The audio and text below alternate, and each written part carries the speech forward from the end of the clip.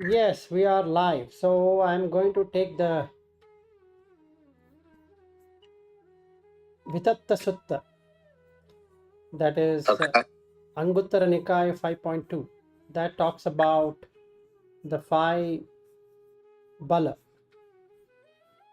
which is the powers.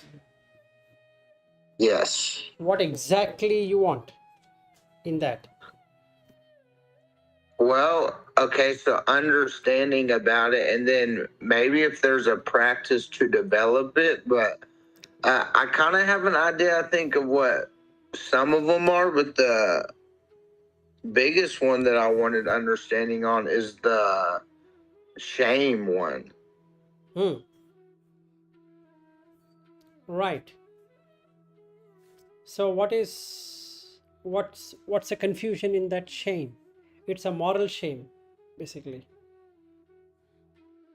So would that just be, yeah, if you do something that's morally wrong, you have a form of shame about it, like remorse, maybe?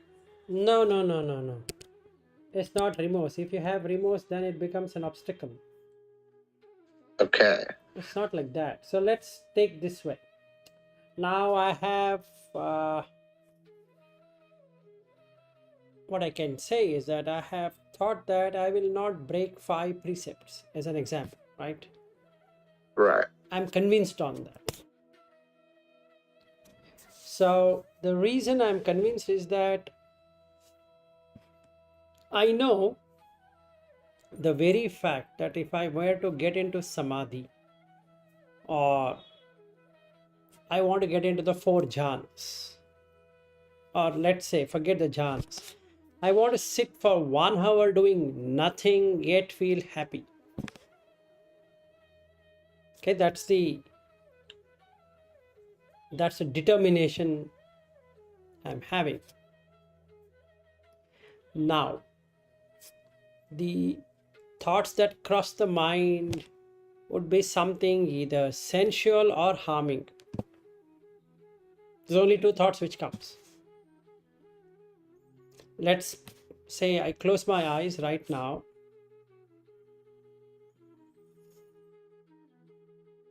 and I'm watching the breath. Suddenly I feel hungry from nowhere. Then I get the cookie which I've kept somewhere. I start remembering, where did I keep the cookie? Wait a sec, I think I can do this meditation later. Let me first go and eat the cookie or find the cookie. Right? And then I start digging into the cookie. Then I feel that, well, along with the cookie, some tea would also be a good idea to make.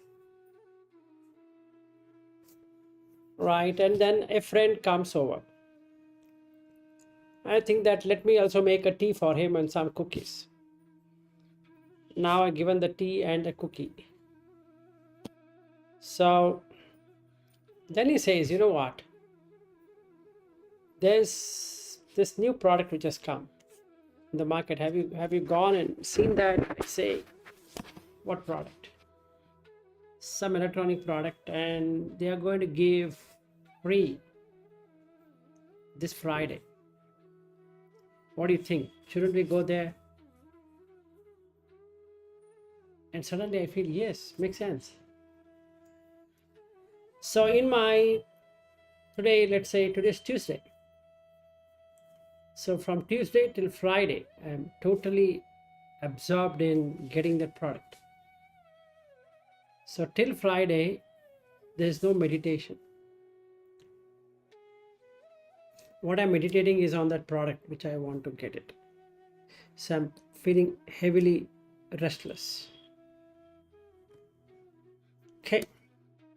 So out of the 10 immoral deeds, the last 2 one is there are three of them, but let's take the two of them. Is one is abhiccha, meaning I either get envious at somebody having it, or I feel I should have it, or something like that. I need to possess, or I get possessed by that product. So I go to YouTube, explore the product, how it is, pricing, comparison, it's good, bad, ugly, and all that. But what I wanted to do was to sit for 1 hour in meditation. But I couldn't get into meditation for Tuesday, Wednesday, Thursday, and Friday. So the earliest I can think I can get into meditation is on Saturday. Right? Then another friend comes over and he says, "Hey, it's been a while. We never had a drink. Come on, man. If one day you join, what's going to happen? You tell me what's going to happen." And I feel, yes, he's right. It's been months that I had never had a beer. That doesn't create any kind of problem. Having one beer, what it does. So I go to a bar with him. Like in Boston, you have that Cheers. That's a most famous bar. So let's say somebody takes me there, Boston. And another friend comes over and says that I'm getting married. So why don't we go to the gentleman club? I say, no, I don't like all of that. Come on, you're my closest friend. You can't do this. I'm getting married, and after that we might meet or we might not meet. My girlfriend, you know how she is. And I say, okay, now that I'm drinking, going to the gentleman club shouldn't really matter much to me.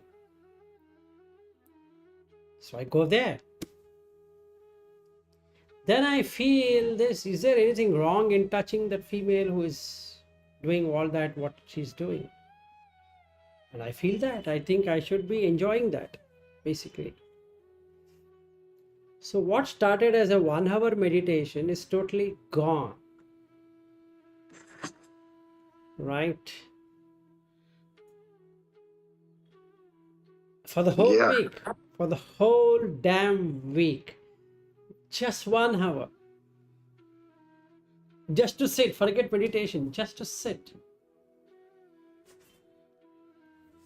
Right? So now I don't want that. Now what should I do? I need to bring in the moral. So first, if you look at it, he starts with the faith. But before I start anything, about 5 precepts, this, that, following some YouTube videos, advice, or including talking to me, that's it. Or I had one teacher, and before I start talking to the teacher, I need to ask this question: why am I following Buddha Dhamma? Why? And that's a meditation subject. And that's all what it is. No hanky-panky things that, okay, I promise I'll not kill, I promise I will not steal, I promise I'll not have sexual intercourse, I promise, all that promise is okay. In fact, in India, we have a toothpaste by name Promise. So we can keep on brushing the teeth with promise. It's my promise, I'm going to brush my teeth. Okay. So coming back to this, is that I need to reflect upon for the whole damn day why I want to go with Buddha Dhamma. Okay. If it flares up, meaning if the energy is roused, I feel, yes, Here is one teacher who has shown how to come out of suffering. Suffering of what? Suffering of birth, aging or decay, disease and death. And I'm convinced, not blindly. He has given me the formula and I feel that is right. That's damn right. Now, having reflected on Buddha and having reflected on the Dhamma, these two things, because I don't know about the Sangha, I don't know which people I'm going to meet and all that, you leave that. I will leave that. If I am you, I'll not worry about the people. I'm only worrying about the Buddha and the Dhamma. So I need to reflect upon if a friend comes and says that, or cookie, suddenly I'm feeling hungry, I should eat. The question I need to ask is, why am I following Buddha Dhamma?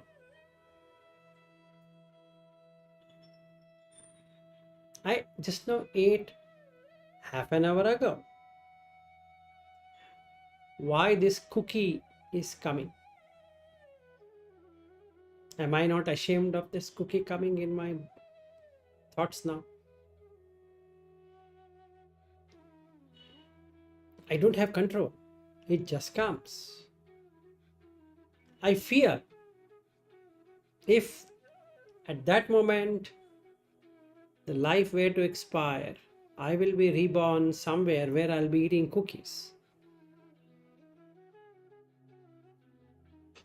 Right? Yeah. So do I want it? No.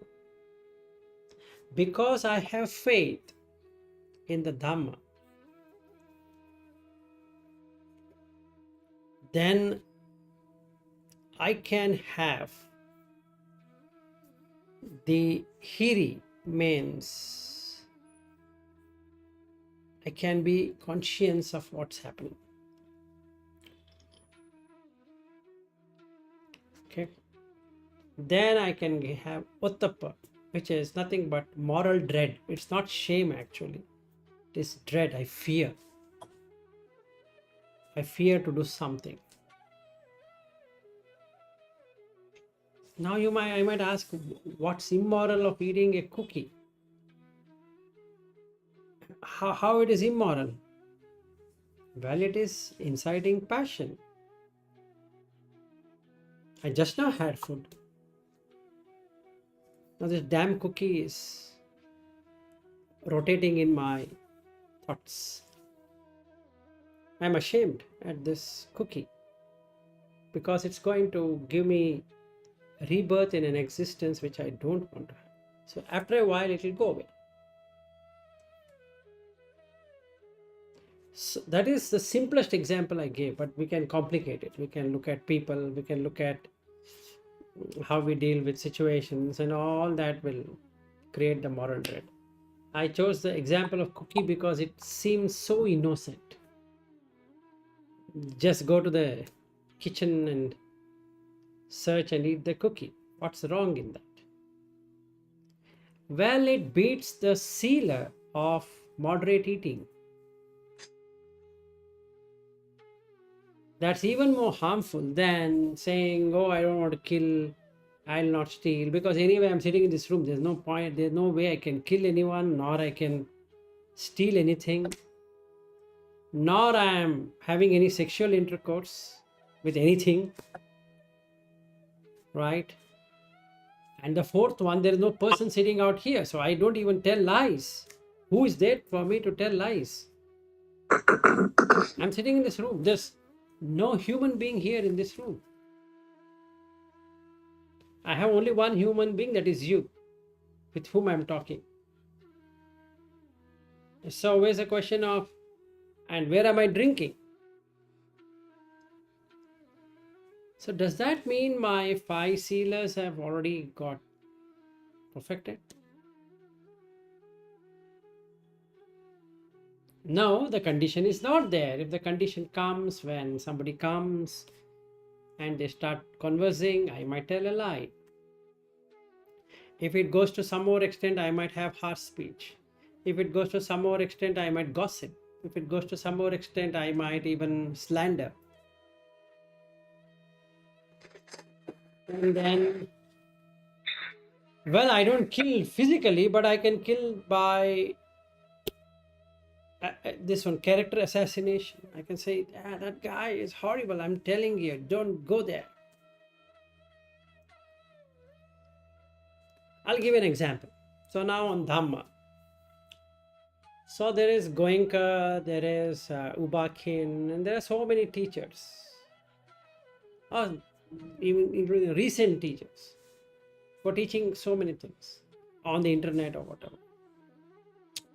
I try to spread anger, incite anger in people through my YouTube channel. You shouldn't be following them. They're harmful to society. So what I just now did is a character assassination because I have no idea what is he doing. It's not my problem anyway. If he's distorting Dhamma as per me, it's not my problem. That's his problem. Right? Yes. But I'm not killing. But I'm doing character assassination. That's it. I shouldn't be bothering about it. It's his problem. Whoever talks, whatever he talks, it's not my problem. Let's say he has opened a monastery and he is asking money from people that amounts to stealing. And that's his problem again, not my problem. He's telling lies. It's his problem, not my problem. Am I able to look at it in that way? If yes, then there is no moral dread. Okay. Right? So I'm not bothered. How do I know? I'm feeling extremely happy. If I were to do those, I can feel compression in the heart. If I'm not doing any one of those, I feel expansion in the heart. So as long as there is expansion, I'm on the right track. As soon as I see contraction happening in the heart, you feel tightness in the heart. When you have tightness in the heart, it means that is not the route to take. Simple. If I'm feeling expansive, wow, all inclusive, and even more inclusive, no matter what he does, that's not my problem. No matter what they say, that's their problem. But I will not say anything harsh. I will not say anything which is derogatory. I don't do any kind of slander. I don't gossip. Because it's a waste of time. And I can feel the expansion immediately. If I'm feeling that expansion, then I am conscious. Conscious of what? Conscious of this expansion, or conscience that there is contraction. If I were to tell a lie, there would be contraction. You can feel it. You'll not be comfortable. Yeah, it happens so quick that might not notice it. That's a separate issue. But actually, if we notice it, you can feel the contraction. If you're seeing someone and you feel the liking for her or whatever object, you can feel the contraction. If you're not doing it, you'll feel expansive. So I can see. And that's how I can put the bala, that is the strength. That's how I can develop. And the virya, the energy, I'm putting it to remove these immoral things and develop only the moral things. Why? Because I can experience it right here, right now, that if I'm following the Buddha Dhamma to the dot, I can find expansion right here. Nothing to believe, nothing to agree, nothing to say, I think so, it would happen. It has happened to him, so it will take a while before it reaches me. No. This is not a telecommunication tower that, or a satellite connection that it goes to there and then it comes here. No. It comes instantaneously. I don't want to lose that. And I will lose it if I don't have a conscience. I will lose it if I am not ashamed of these thoughts coming.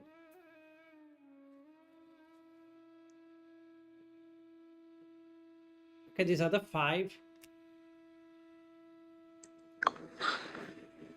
strength of a trainee required from Sotapanna to Sakadagami to Anagami.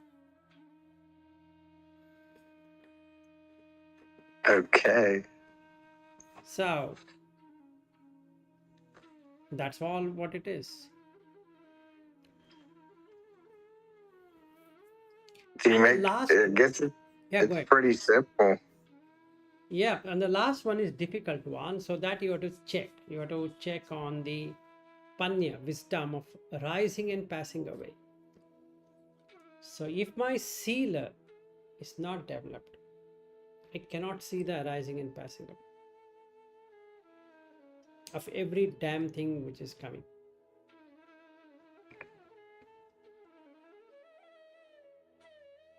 And that's a test in the sekha. If I'm able to see that, wow, got it. Just heard the sound, it's gone. Man, this is great. And there's no sound. The sound has a pitch. It starts, goes up, stops, and again starts, again stays and goes down. Similar to the breath. There's a starting, there's a rising, there's a stopping, and then again coming and again stopping. Same with the sound, same with the sight, same with the taste, same with the touch, same with the smell, same with the thoughts. Bingo.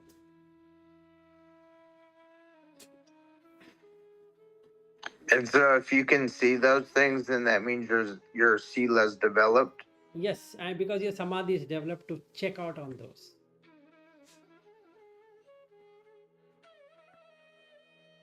And that's the message. That's really cool, though. Like, I mean, it's like easy, but not easy. You know, I mean, it's 5 simple steps, but it does take a lot of training. Yes, so the training here, what should I train myself? Like I said, 2 things which I have done. And the same thing, 2 things you can do. Number 1, what did Buddha accomplish? Reflect.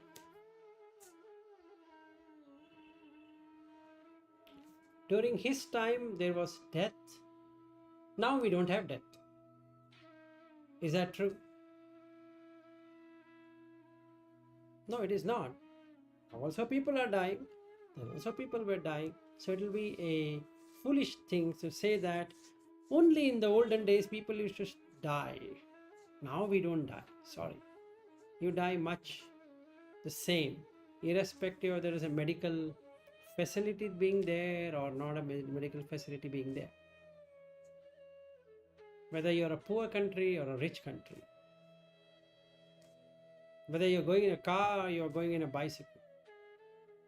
Whether you're walking or you're going on satellite. It doesn't matter. Whether you have gadgets with you or no gadgets.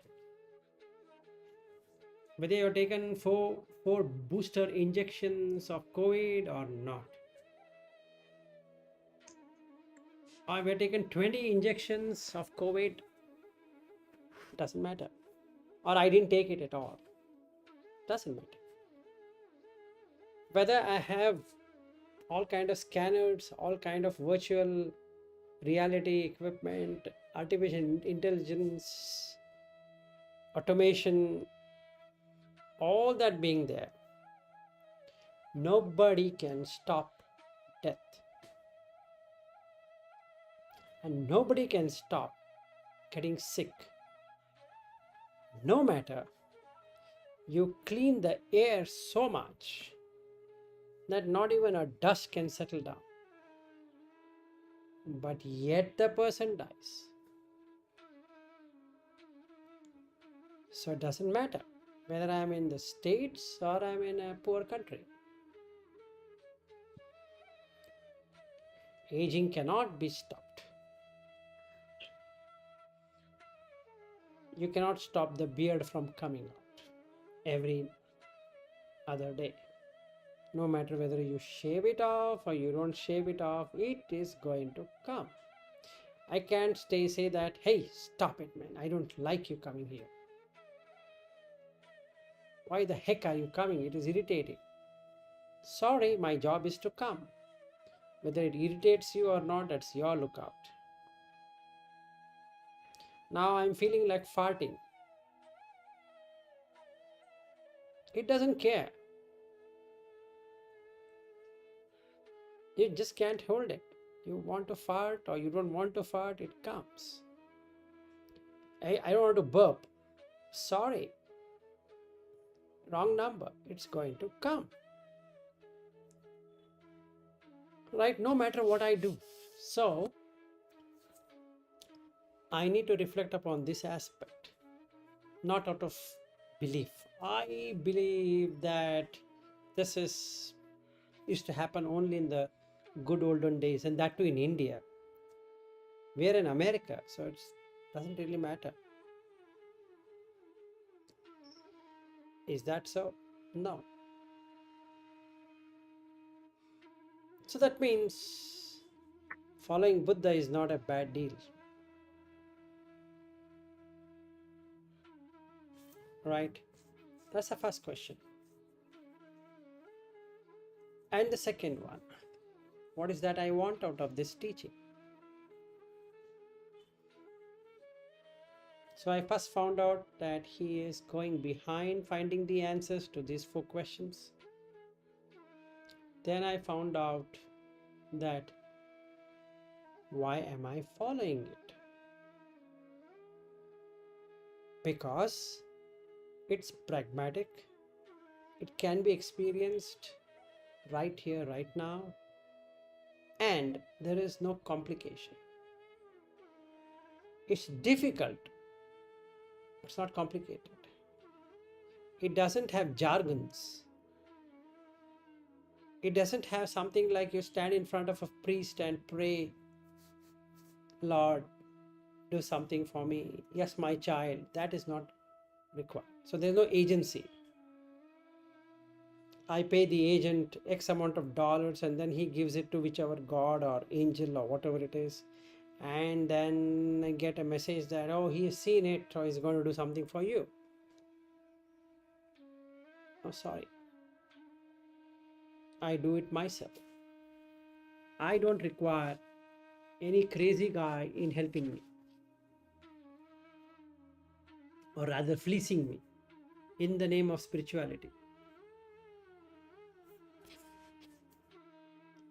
See, Matt, I could have asked you every time you want to talk to me $100. You say, what will us 100? Okay, 50 is okay. What 50? 20 is okay. You don't tell me you can't pay $20. Yes, I can. You can pay. My time is precious, man. I'm spending 1 hour with you. So $20 is not a big deal. Then say, hey, I just want to check. I can give you $100. That's what exactly what I asked you. So pay me $100 and that will come to use here. Right, so now I can give you my bank account and you can transfer $100 every time you meet $100. Makes sense? But that's not what it is. It's foolishness. So I don't have to rely on something just because of an expectation that it is going to work out for me, because it is you who is going to work out. by understanding it. So we know why we are following, and we have the faith that it's not out of respect, or not out of blind faith, or not out of belief, not out of tradition, not out of compulsion, not out of gratitude, not of secrecy, not about whatever. So in this world, you have so many different ways of managing things, and they say that, hey, I'm going to tell you Dhamma, but keep it a guarded secret. Nobody should come to know about it. Yeah. Okay, and this is something very secretive. I can only tell you in your ears, actually, because anybody were to listen, they will take it away. I need to run from that place because it's not going to do anything. Anyway, coming back to this. So when I have that faith, creates conviction. Once it creates conviction, it develops conscience. When it develops conscience, it develops the moral dread. And when it creates moral dread, I would love to put my energy to remove the bad qualities. And when I'm doing that, mind gets cleaned of the impurities, and hence I can see the arising and passing away of everything. It's not a blind faith. You're experiencing it. And then to whatever level you're pure, to that level you experience. The more you pure it, the more it is. The lesser you're pure, the lesser it is. So the objective is to purify. As a seeker, trainee, yes, mistakes do happen. I just checked out the kitchen, ate a cookie, okay. Like a child who keeps on eating the same thing again and again, I also did it. But I just cannot stand in front of an idol and say that, hey, Buddha, please forgive me for this sin. Sorry. That's not going to help you. You have to remember to not do that, for which you require the sila. So now I have to go back again and again and again and again, repair the sila, because that is where it's getting broken, not the samadhi. So I do that. It doesn't matter whether I'm a Sotapanna, I'm doing it, or Sakadagami doing it, Anagami doing it, it's all the same. Nothing much difference. There's nothing special about Anagami. Wow, you're an Anagami, man, this is great. No, nothing like that. It's nothing. You just escaped a portion of death. Not the death, a portion of it. Meaning, you will not get reborn in a womb existence, but rebirth is going to be there. So it doesn't matter. I should be ashamed of being reborn. Not so excited. Wow. You know where I'll be reborn? In a pure land where, wow, it's so nice. It's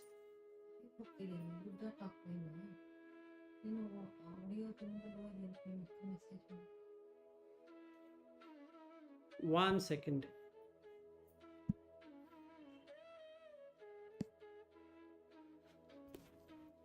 Okay, my sister has also joined, so I didn't know that. Okay, so now I need to increase my audio. Oh, voice. I was talking to you, just talking. Okay. So now that's the whole idea of samadhi. 5 strength as a training, and do it.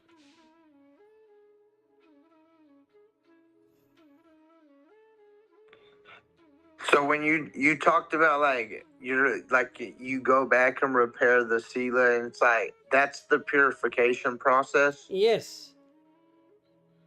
Like say like if there's a defilement that it keeps popping up, or like the cookie reference that you made. It's like you give in and eat the cookie, and it's like you're in this cycle of doing it.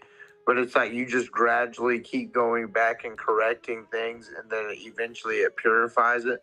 No, there are two things that's going to happen. Number one is that the morality aspect is broken. One of the moral values can be anything.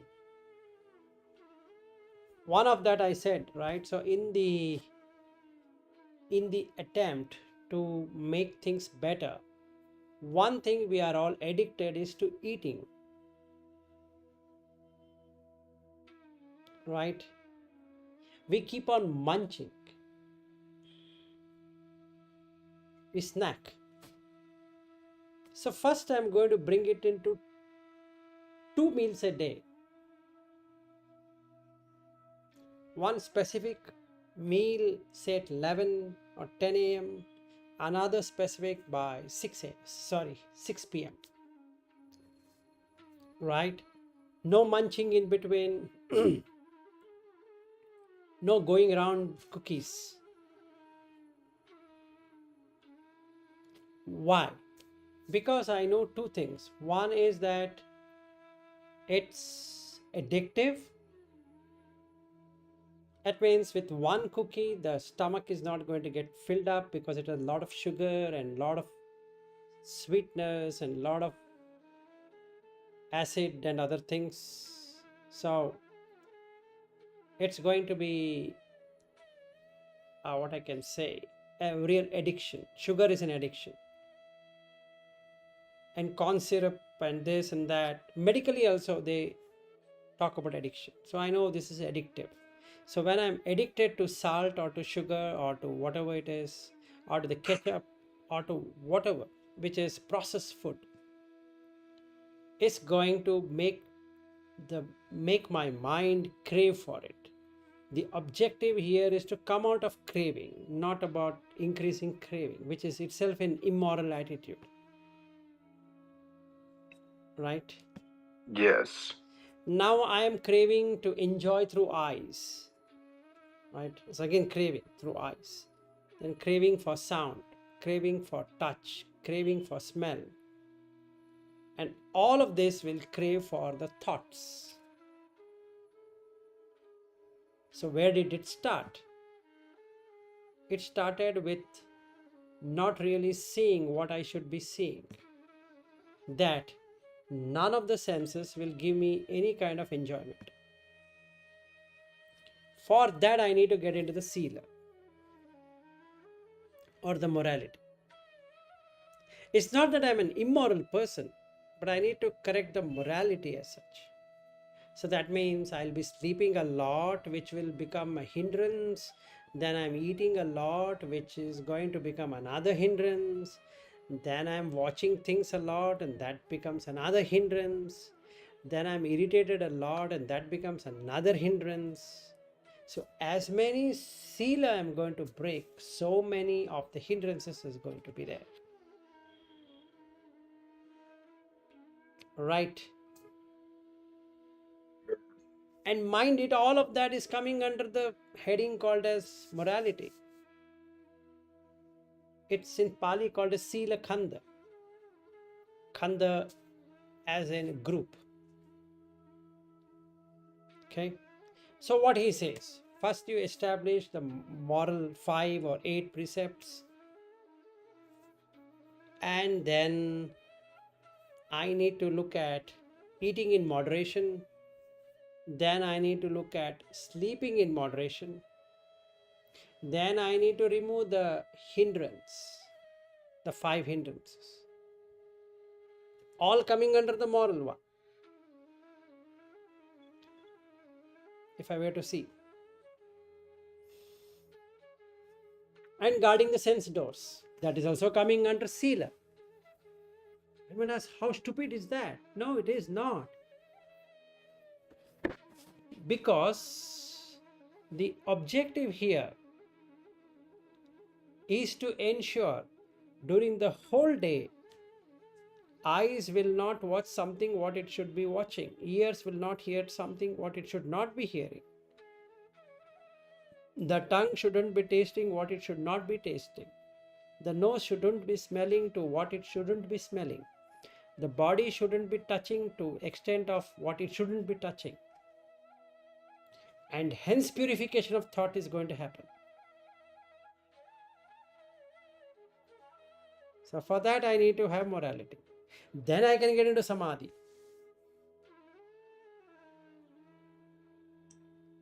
Otherwise, not possible. So for that, again, these 5 what he talks about. So first, am I convinced that this guy called Buddha is going to give me that? Am I really sure? If that itself is not there, then the remaining things are of no use. So the first question I need to ask for myself is, why am I following this teacher? Is it because out of respect I am doing it? Out of an expectation that I am doing it? Out of gratitude I am doing it? Out of belief I am doing it? Or what for I am doing it? Or because it looks cool or trendy? Or you know what, my friends are all following Buddha Dhamma, so I should also be following. It's the trendy thing. What's trending? Wow, Buddha Dhamma is trending. It's popular. No, that might not be the case. So I need to check. Once I check, I come to know that, okay, this provides a step-by-step guide and I can do it. So I have taken it. That's a better argument to put for myself. If I am not convinced about that shop, and then I can go elsewhere. Because that's not meant for me. So I did a window shopping. I found not really good. Okay, all right. Thank you. Whereas now I'm convinced. I have, if I'm cut by 100 parts, still I will go by that. If somebody comes and says that you're a mad guy, I'll say, so be it.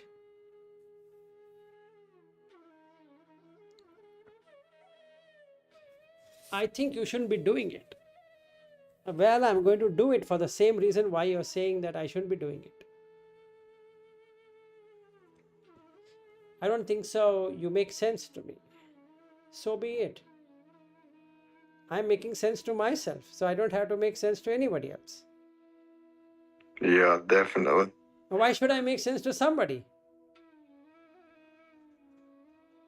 I'm not living for anybody else. I'm living for myself. Because if I were to die, I'm going to die myself. It's not that I'm going to take a half a ton of my family members and say that, hey, you know what, I'm dying, so why don't you guys also join?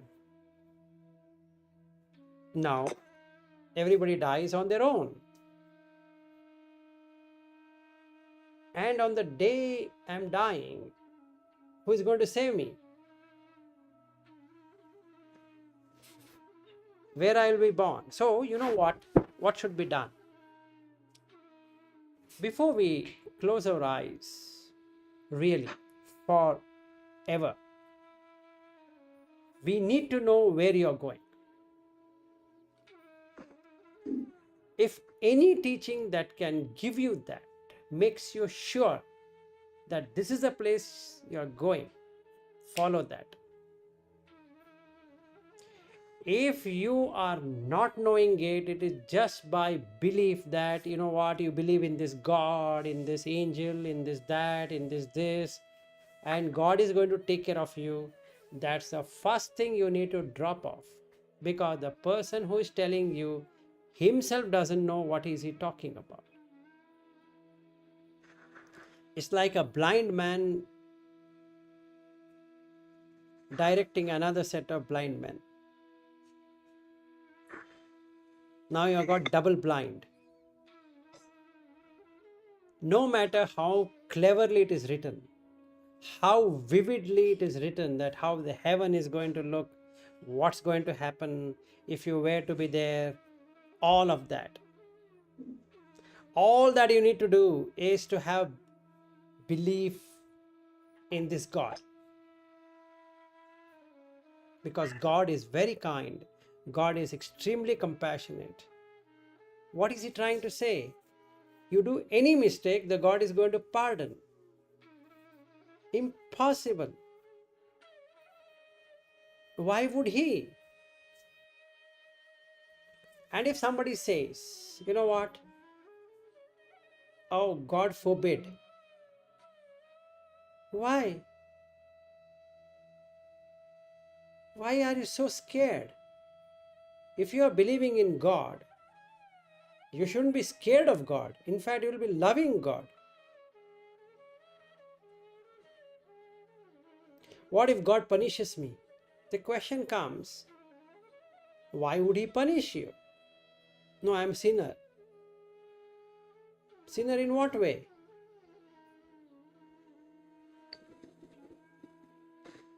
He asks. Right? Why? Because I'm going to get a brownie point. The God job is to keep a book and keep on ticking. Okay, you know what? You've just earned a brownie point. And you deserve this heaven. You better come here. Say, wow. And that's the reason I need to follow. No, sorry. Right here, right now, you need to go there and establish. Otherwise, it's fake.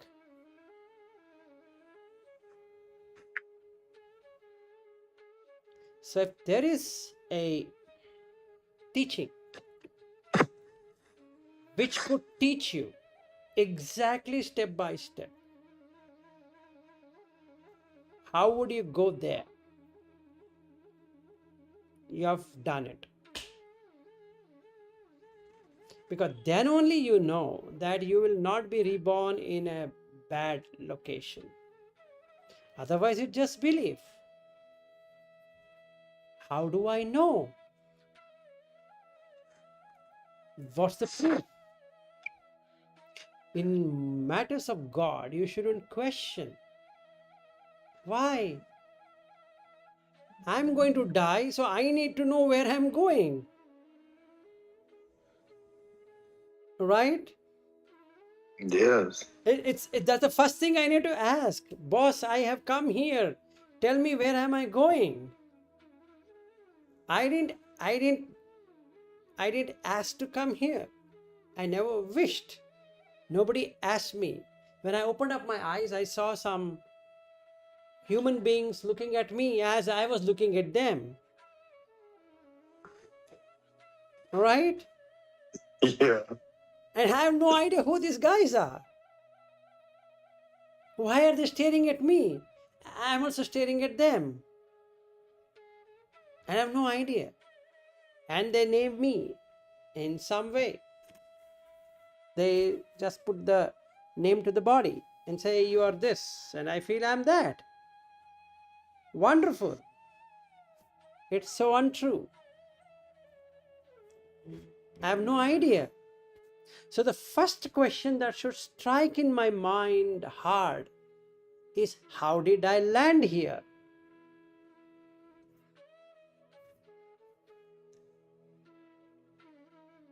It's not about celebrating, hey, you know what, I was born in America. Bullshit. You're born, that's a problem in the first place. Because now you have to find your food. Otherwise, there was no need for searching for food. Then you need to search for shelter. Big shelter, small shelter, doesn't matter. You still have to find shelter. Then you have to find clothing. And worst of all, you have to find medicines. And is that the life to lead in the first place? Not knowing why you're born and not knowing where you're going, and no idea. And the people whom am I staying, if I were to ask them, how did I come? Tell me. They say, even we are clueless. How did we come in the first place? Yeah. Forget about telling you, how did you come? I mean, we don't know how did we come in the first place. We came because of our parents. Okay, thank you. Then where are you going? Going where? I'm going home from the office. No, that's not what I mean. That's not what I mean. I want to know where you're going at the time of death. This says, I'm not dying now. Come on, someday you're going to die, and that can be right now. And that guy is scared because he doesn't know where he's going to land. On the moon or on the Saturn or on the Jupiter, where the hell are you going to land? There's no idea. It's a dirty world then, because you don't know why you came, you don't know where you're going. It's like blindfolding somebody and kicking him somewhere and saying that, oh, now you walk. And he doesn't know where is he walking. He might be walking on the track where the rail is going to hit him. Or he might be walking on the road where a car can hit him and go. Or where? So anything that can give you this perfect information on why you're born and where you're going, or if need be, you can stop going anywhere, end the journey, and that's it. And that's the reason I have faith. Not because that guy is good guy. No, he might be the best guy. That's okay. It's not out of blindness I'm following. I'm following because there is an answer to this. And I'm convinced of exactly following it and finding out where I'm going. Now there is no doubt in my mind where I'm going. Isn't it wonderful for me? And if it is, would I do mistakes? No. Which stupid guy will do that? So I will be having moral dread because I am feeling that if I were to do like this, the place I am going to land will be worse. Right? I don't care what the other person thinks. Why should I think? It's not my problem anyway. It's that person's problem. My problem is that I'm in a prison and I need to find a tunnel which will take me out of the prison rather than giving me another prison which is better. Right? Yes. Next time I might be reborn as let us say president of America or whichever country at that time. Is very prosperous, has a lot of money, and they might give me a bed full of dollars. But that still doesn't answer the question, why am I getting aged and why I will be dying? Does it matter? So you're saying that if you contemplate on it enough, okay, because it's like I know the answer knowledge-wise of like what's taught and stuff, but I don't feel like I've had a direct experience with that. Because it's like I still question like why am I here and where am I going? No, that you have to do it. That you have to do it thoroughly. Okay. That's the only thought you need to have. Okay, because it's like I've had so many other experiences, say like with the teachings, like where it's just no matter unshakable faith. I feel like in it because it's like I've experienced it and I know it works, but I haven't had that direct experience with what you're talking about. Yes, so for that you need to keep on reflecting.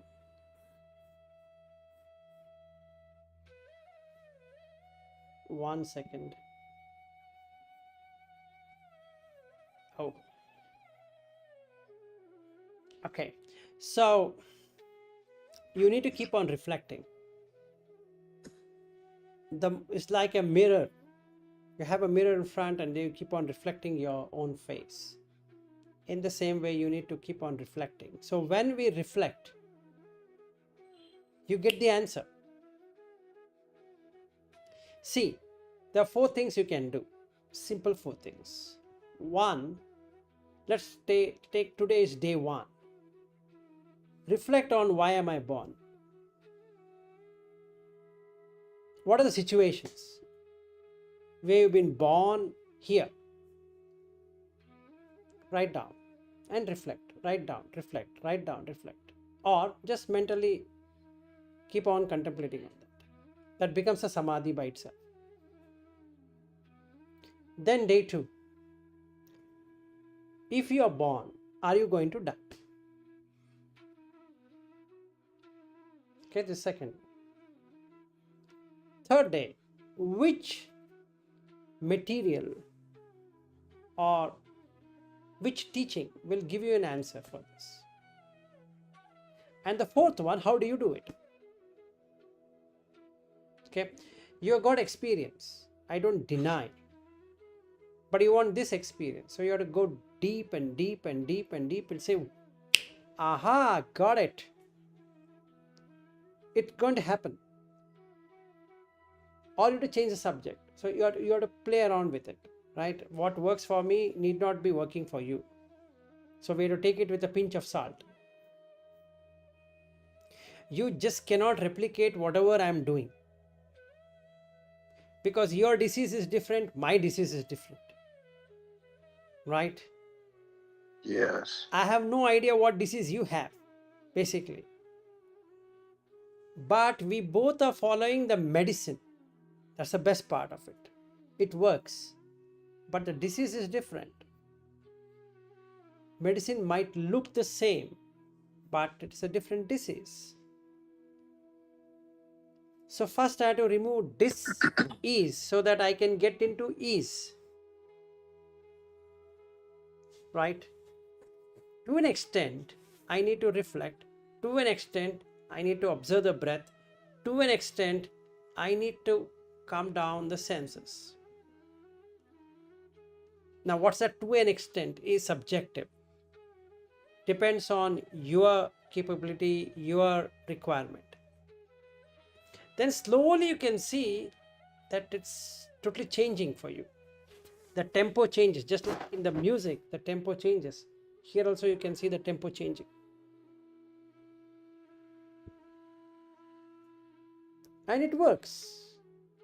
So here we need to have patience, not the faith.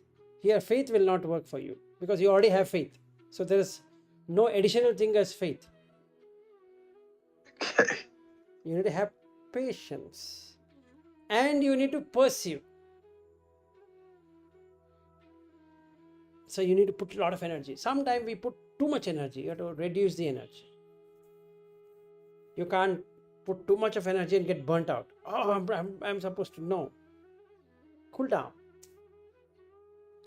Not to an extent that the vehicle is stopped. Okay, we'll see tomorrow. No. That's one extreme. Putting too much energy is another extreme. You have to take the middle path. Again, the middle path. Right? Yes. Unfortunately, that's what we keep on have to do. In this dispensation, in this teaching, that's exactly what we're supposed to be doing. So we do it. and then it works. Little bit it works, at least that gives me that confidence. Yes, it's working.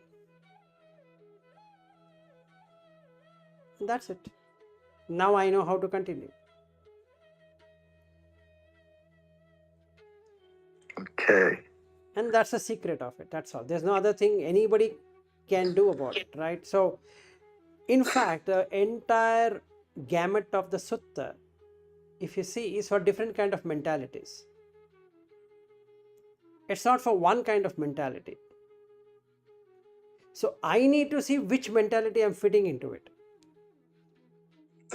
Yeah, hey, it's almost kind of like he's given like the same answer a million different ways for Yeah, people. because the same answer is given for million people because million type of mentalities, right? Yes. One guy too smart, one guy too dumb, one guy in between. Yeah. So basically there's no point in saying that everything works for me. No. And on that day I was telling, right, so in the five different kind of suttas, it's representative of five kind of, what we can say, these faculties. So someone with a faith, his faculty is totally developed in faith. He has a utmost faith, but lacks in energy, but lacks in mindfulness, and lacks in samadhi.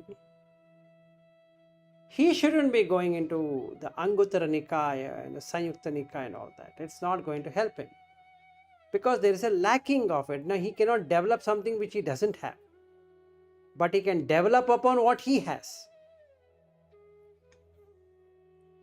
Right? See, if I have tremendous faith, what I'm supposed to do? Go through one or two of the Digha Nikaya, DN. That's it. One or two, not all 34 of them.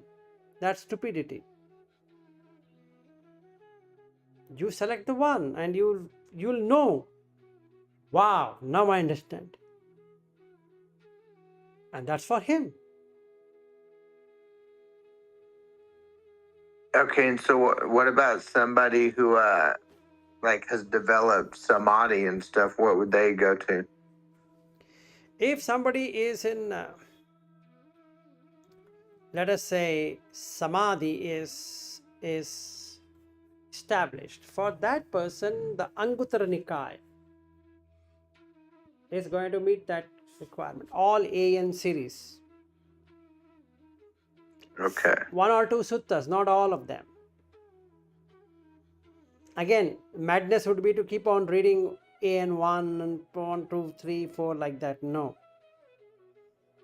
Wherever the buck stops, you just open up, there it stops. Okay, I'm going to read this AN, whatever that number is. And I'm going to reflect the whole day. My reflection is on that because I can get into samadhi quickly.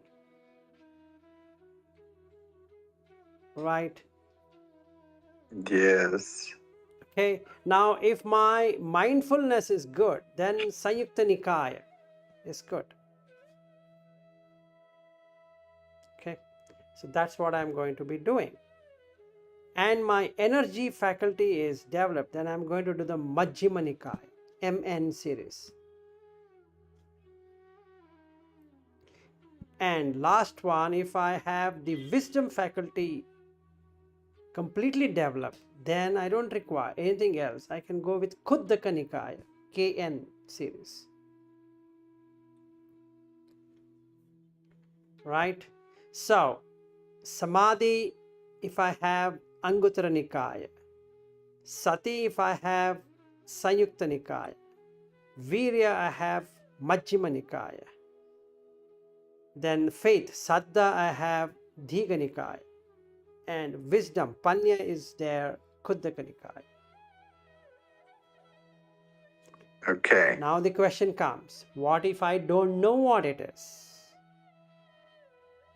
You're saying if I know, what if I don't know? Then, Right, like if you don't know what faculty is strongest for you. yes, now I don't know anything. Now what I can do is take one each. I read one Anguttara Nikaya, couldn't make out anything. Even though the translation is there in English. Right? However it is translated, it doesn't matter.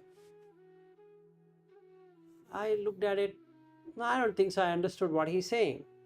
Crap. Okay, throw it out. Now come to Samyutta Nikaya. I read nothing. Okay, scrap. Next. Majjhima Nikaya. Too long, man. I can't understand. Throw it. Then Dīgha Nikaya is even more elaborated. Wow, I'm feeling sleepy. Remove that. Then only last one is there, Khuddaka Nikaya. It's smaller ones, capsule. Couldn't understand a head or tail of it. Then your visa is not approved.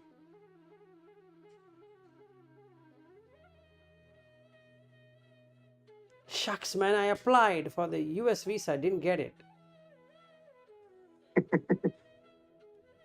I need to redo it again.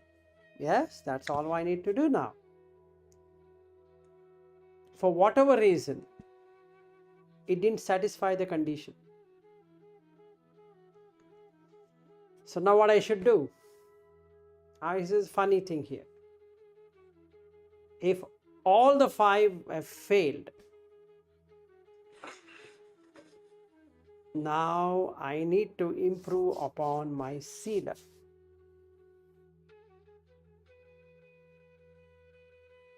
Okay, let's say today I've started on the Buddha Dhamma because I got so much impressed.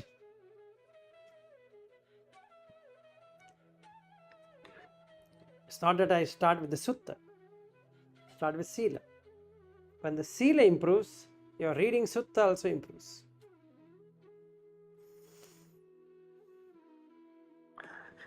Yes, because then it's like you got to have some kind of like purification to understand. Yes. Otherwise, it will be like fooling oneself. Forget the experiences. That comes later. But I need to know, oh, you know what? Instead of feeling bad about it, shucks, I couldn't pass. No, you can. Create the sila. That's what you're going to do for the whole month. Only sila. Forget the suttas. Now, no suttas for the entire month. After a month, try out again. And immediately it clicks and that's yours. And that's it. You don't have to look at any other now. So really, you just need to relate to one sutta. That's it. Over. Your life is done. Would you recommend, like, do you just read it one time, or do you like study that one? I generally don't study. Okay. For me, what happens, I'll tell you. Once I go through the sutta, I understand the entire stuff. Over.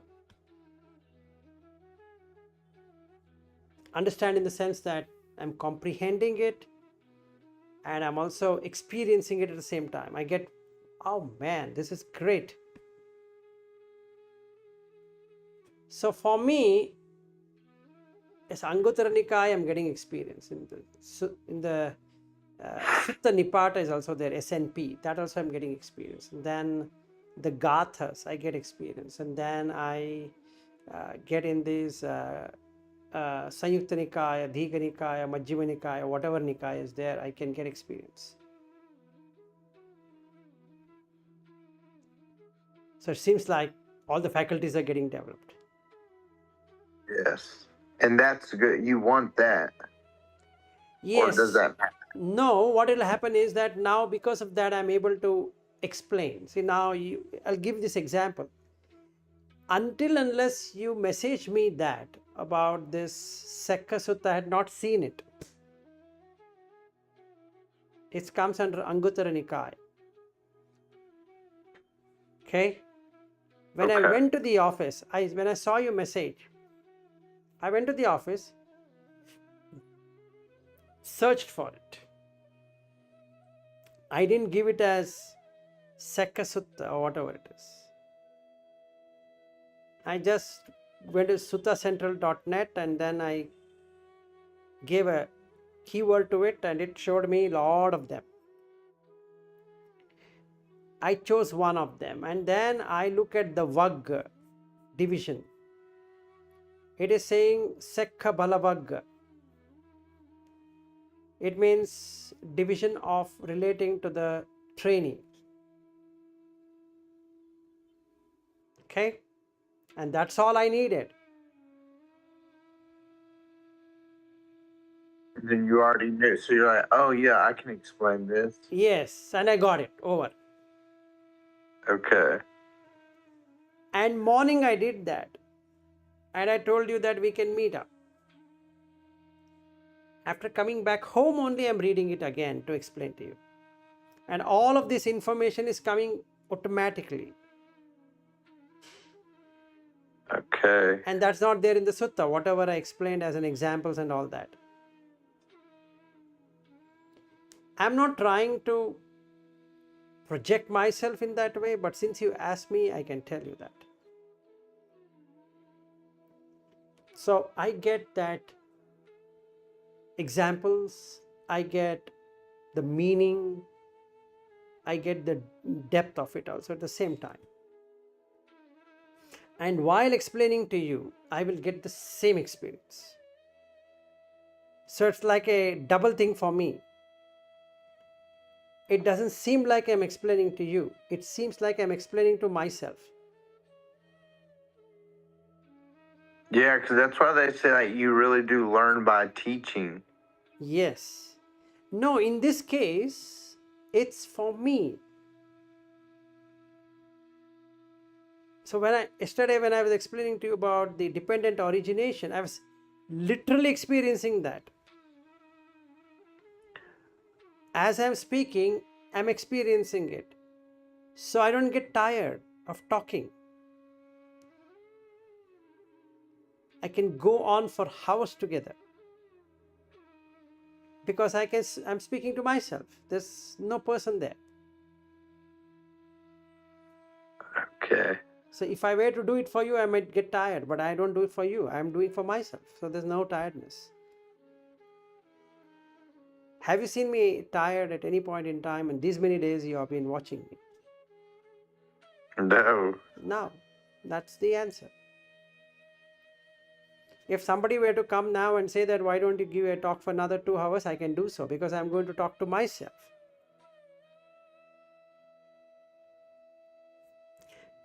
At any point in time, Matt, I have not got it that I'm doing it for Matt. I'm doing for so and so person. No. It's for me to get corrected, not for anyone. So more the people ask me, why this way? It immediately hits upon me. I need to do this. Right? And that's how I'm able to connect with the sutta. So when you said to me, I just went through it. Then I understood, oh, finished. Oh, I think I have read that sutta from 8:05 or 8:10 to another 5-10 minutes, and that's it. Over. Done with it.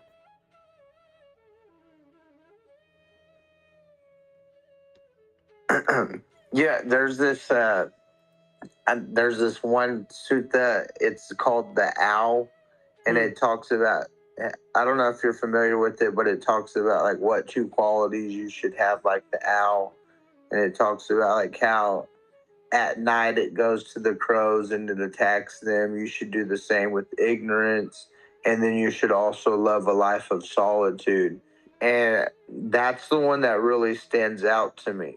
So I don't know if that maybe would that fall under the effort one. I'm not sure because I wasn't too familiar with the different, like say the Digha Nikaya or like the different. Right. So it's from two words, ni plus kaya. Kaya means collection.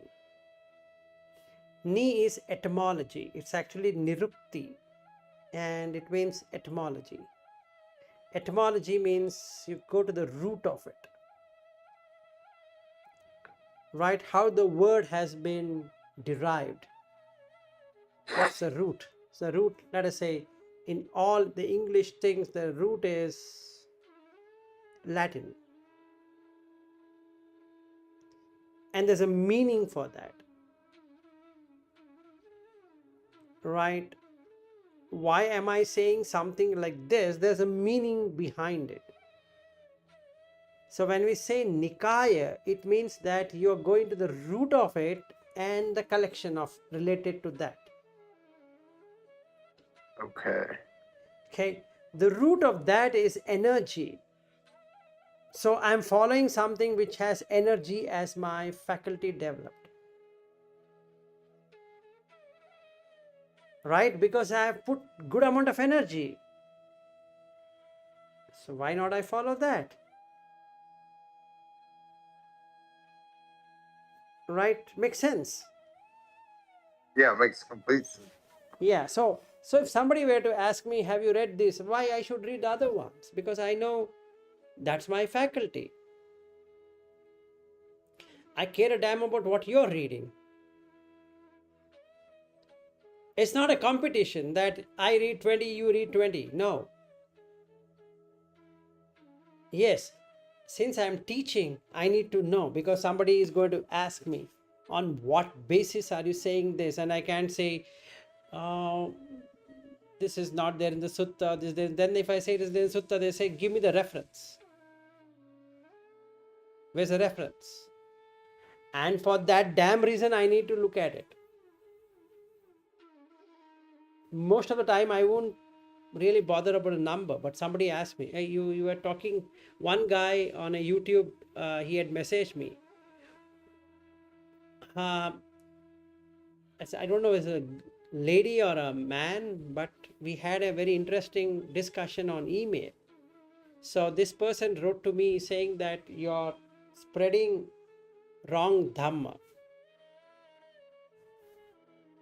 Then I said, on which one are you talking about? Then that person referred me to one video saying that you're saying through Etan Santan, Etan Panitan, you can get into the jhanas. That is not there in the Buddha teaching.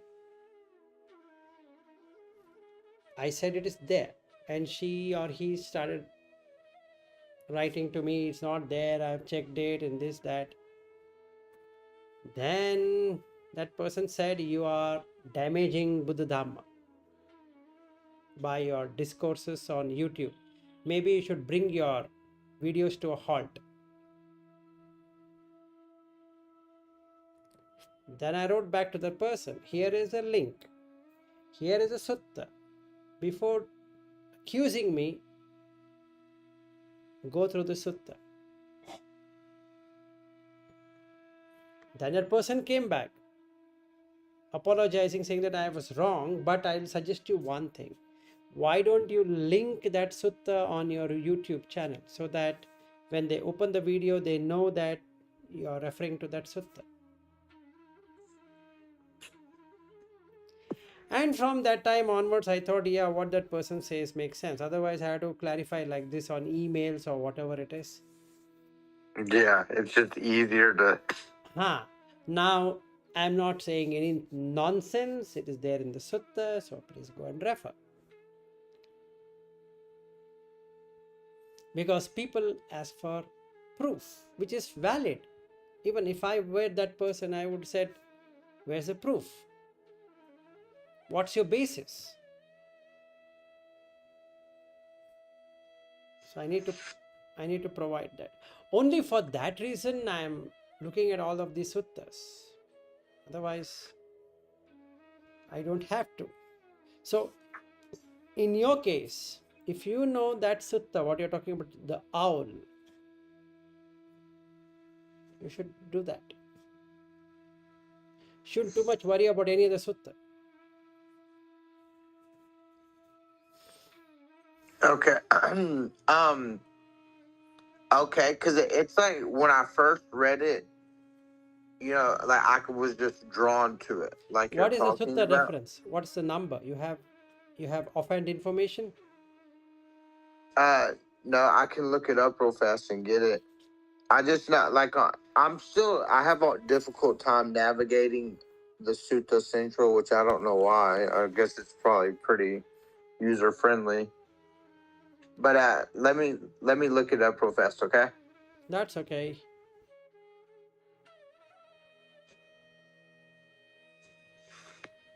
Because there is one on this creeping, something which creeps, and there's an owl in that. Okay, 1 second, because this one.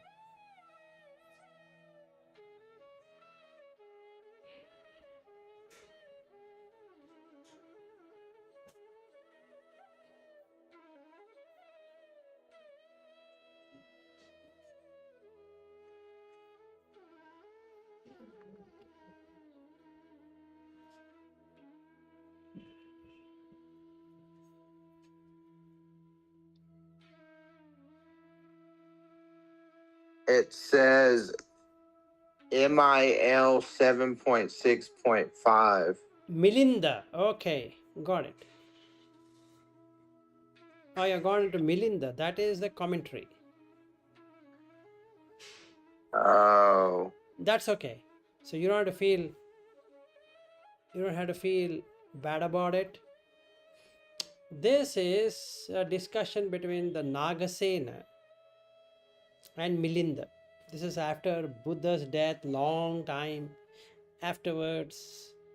This Milinda Panha is a Panha means questions.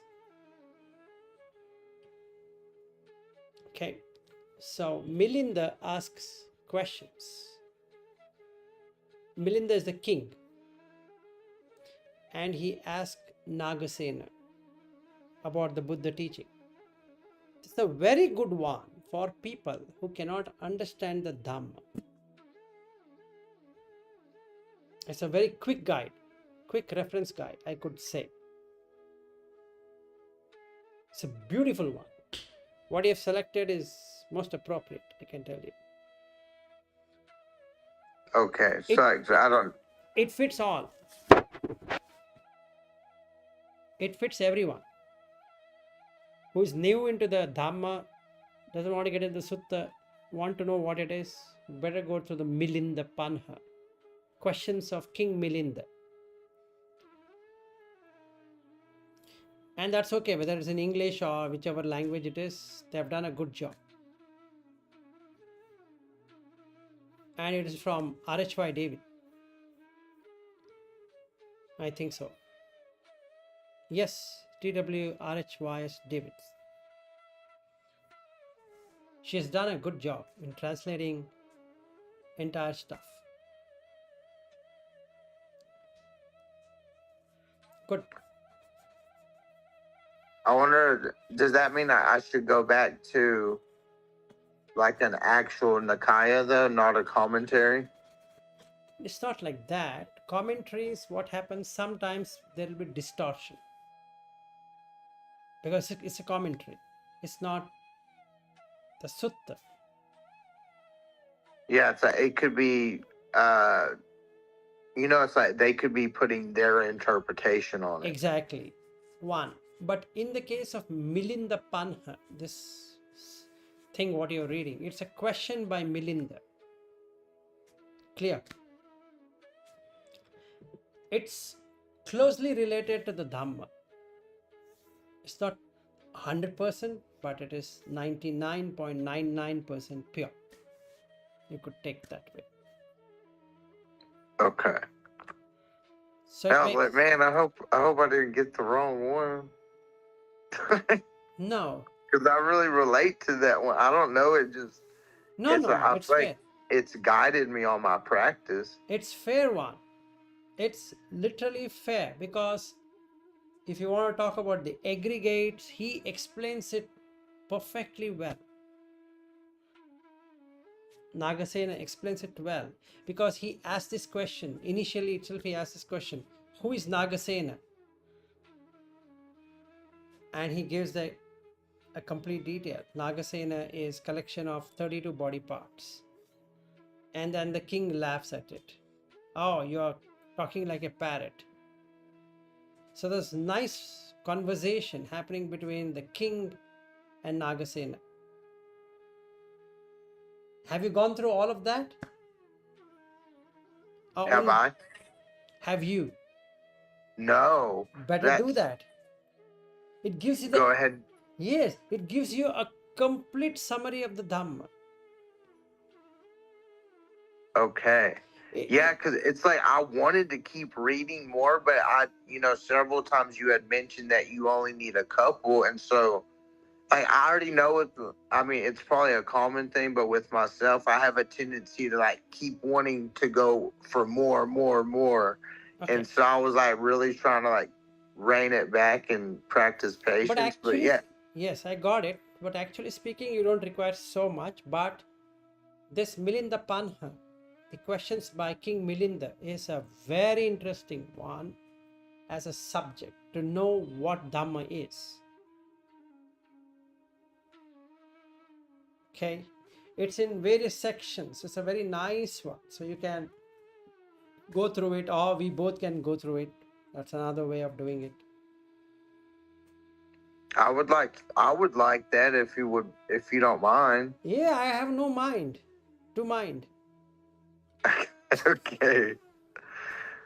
Yeah, like I would really, because so I've read some of the other ones, and it's hard for me to grasp and comprehend, or I'm not supposed to grasp, but it's hard for me to understand what they're talking about. Yeah. But I understand. that I guess commentary, I can understand it. Yes. See this, if I go to Milinda Panha, Arambhika Suttas, so that is the starting of it. So background inspiration is what started. So introductory narratives and questions of King Milinda. So if I come to the third one, the great chapter Mahavagga, okay, and then the only problem here is that it talks in English. It doesn't bring in the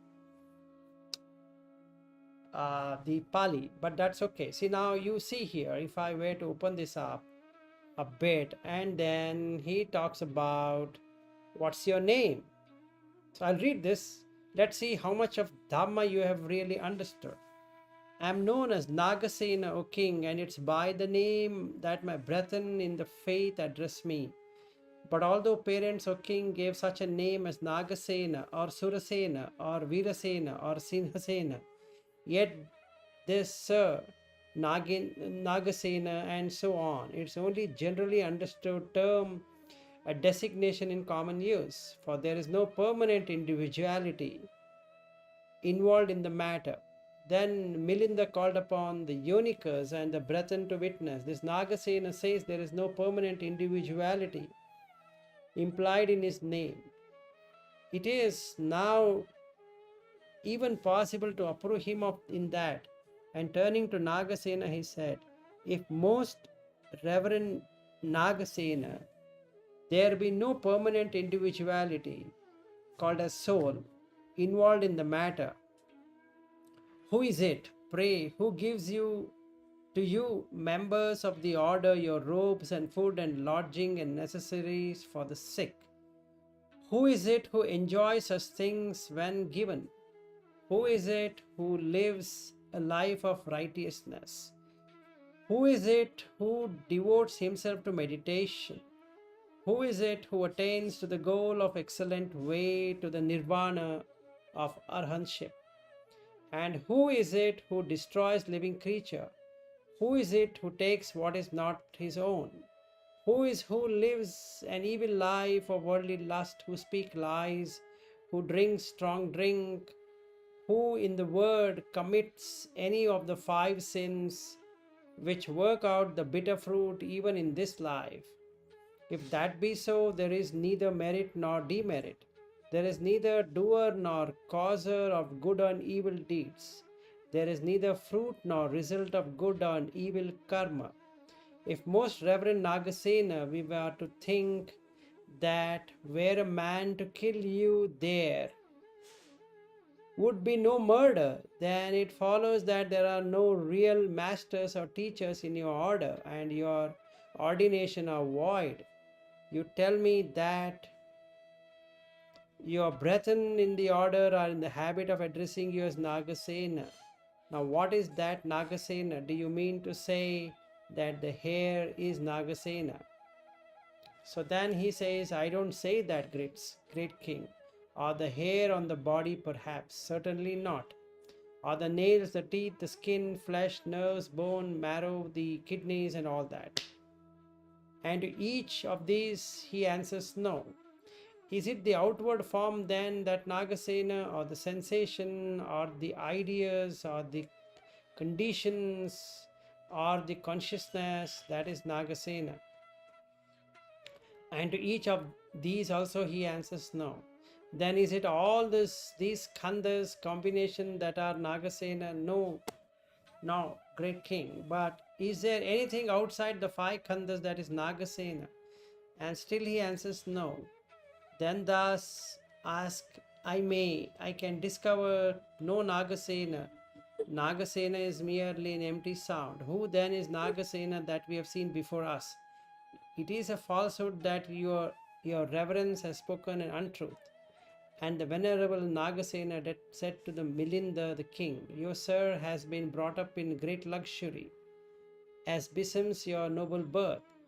If you were to walk this dry weather on the hot and sandy ground, trampling under the foot the gritty, gravelly grains of the hard sand, your feet would hurt you, and your body would be in pain, your mind would be disturbed, and you would experience a sense of bodily suffering.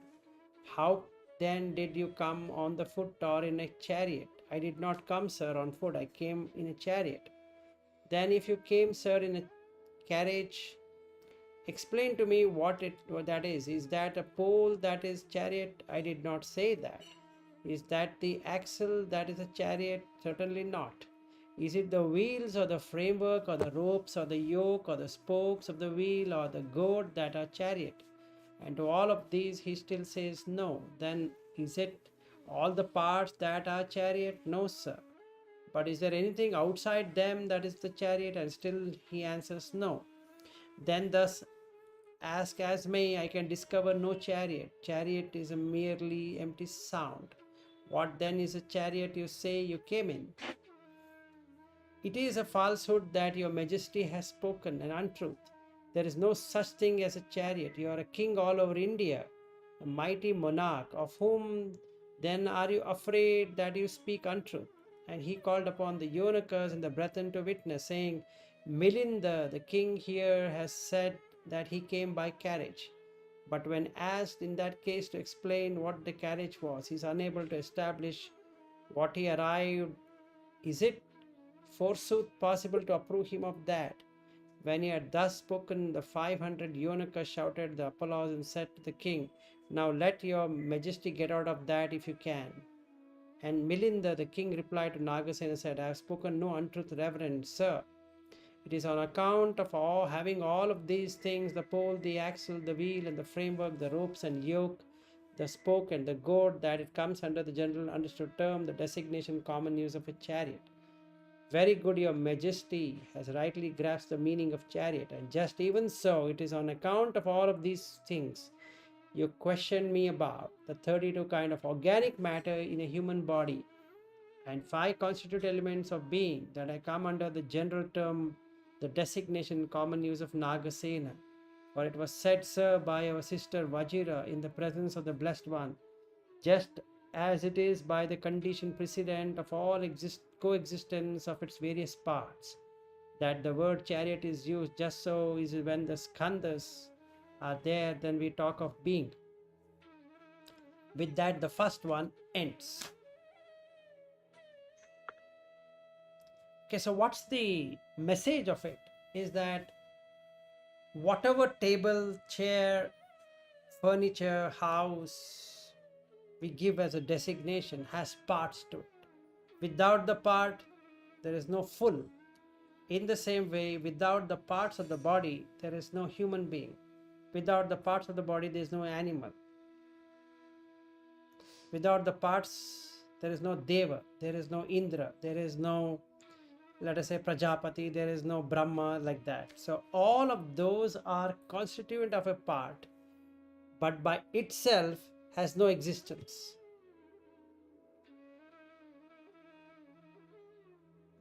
Yes. Right? Yes. If you get it, that's it. You just unearth a part of Anguttara Nikaya, a part of Sanyukta Nikaya, a part of Majjhima Nikaya, a part of Digha Nikaya, a part of Khuddaka Nikaya. Okay. Right? That's all what it is. I mean, but still, you're saying, should I just stick with that, or can I read more of them? No, you read the entire thing. That's Milinda is the best thing. You read. Don't stop it. Okay. And that's the reason I started from the beginning for you, not the owl. Okay.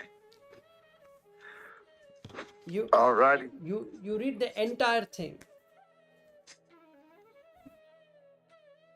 Okay. Then you get to know much better, because his questions are too good and answers are even more better. Yes, I think that's it. I just like it the way it's written. Yes, it's a beautiful one. You should do that. Okay. Well, Vilas, I got to get to work. Same here. I need to get my people are just watching me over, that this guy doesn't want to stop. Alrighty. Well, thank you for your time. You have a good evening. Same to you, and have a good day and enjoy your work. Okay. Bye-bye. Bye.